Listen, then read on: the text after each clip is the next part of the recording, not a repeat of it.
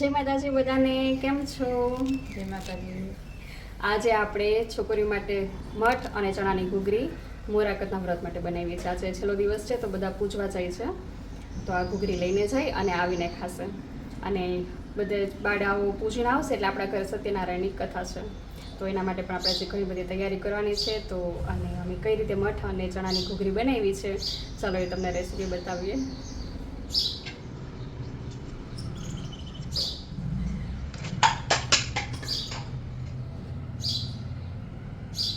લસણ અને ડુંગળી ને બધું નાખી, પણ આ પૂજાની છે એટલે આપણે ખાલી રાઈ જીરા ને લીમડાથી વઘારશું. તેલ ગરમ થઈ ગયું છે, રાઈ જીરું બરાબર ફૂટે ત્યારે જ વઘાર કરવાનો, બરાબર ને? તો જ સ્વાદ સરસ આવવાનો.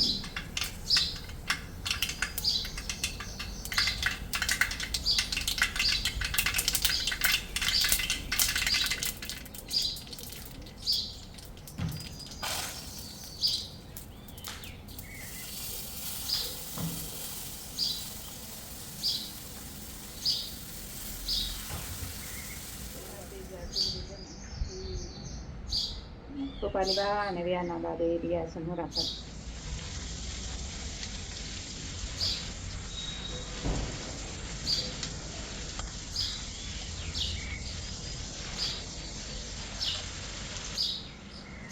આમ આવે તો પ્રોટીન મળી રહે છોકરીઓને.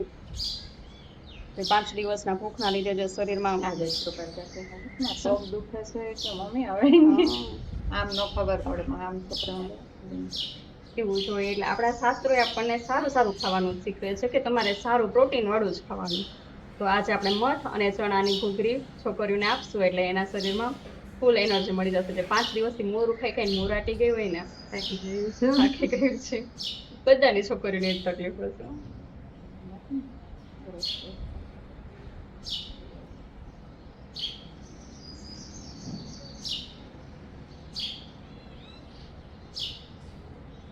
લગન નહીં દે.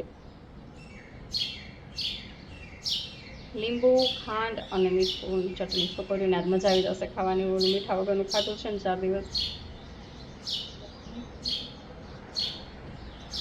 આમાં મીઠું ઉપરથી નાખશે ને એટલે કોરી કોરી થાય ચણાની ઘૂઘરી. ઓલું મીઠું નાખી દે ને તો પાણી મૂકી દે મીઠું.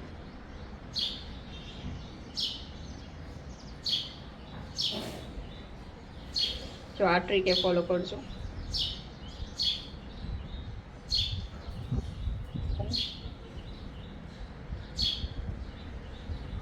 સરસ મજાની ઘૂઘરી થઈ ગઈ છે.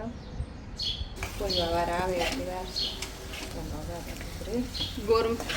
ગોરમાને ભાવશે, ગોરમાને ભાવશે ને છોકરીને ભાવશે, અને પછી વધશે એ આપણે ખાશું. આપણે મઠની ઘૂઘરી વઘારી લેશું.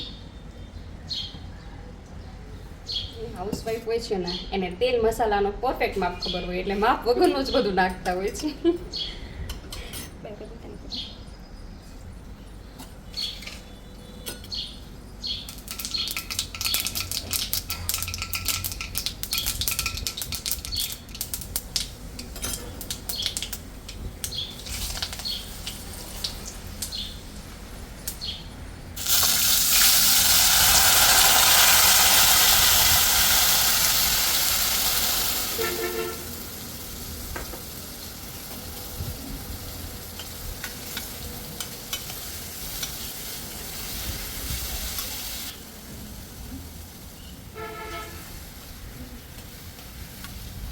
જો આ મઠ છે ને એ આપણે રાતે જ પલાળી રાખ્યા હતા.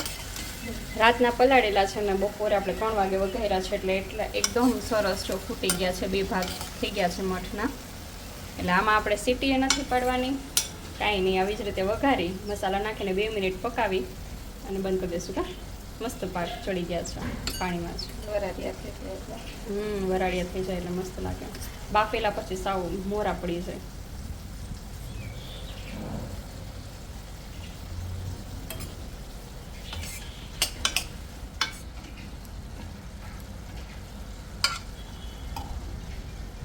ઢાંકી દઈશું. કા હાલો 2 મિનિટ માટે આને ઢાંકવા રહેવા દઈએ.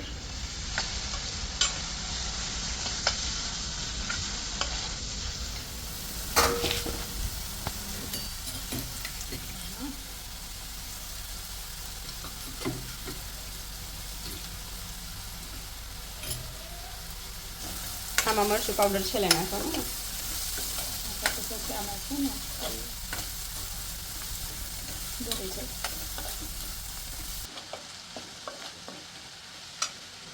આમાં અમે ખાંડ નાખવાનું, લીંબુ નાખવાનું છે. લીંબુનો રસ જ નાખશો. મઠમાં ખાંડ નહીં નાખવાની. અને ઓમ આપણે વઘારીને એમાં લસણ મરચું ખાંડીને ન ખવાય, પણ લસણ મરચું સરસ ખાંડી નાખી સરસ લાગે. આ પણ એનાથી સરસ લાગે. અને પ્રસાદ બને ઈ તો સ્વાદિષ્ટ બનવાનો જ છે.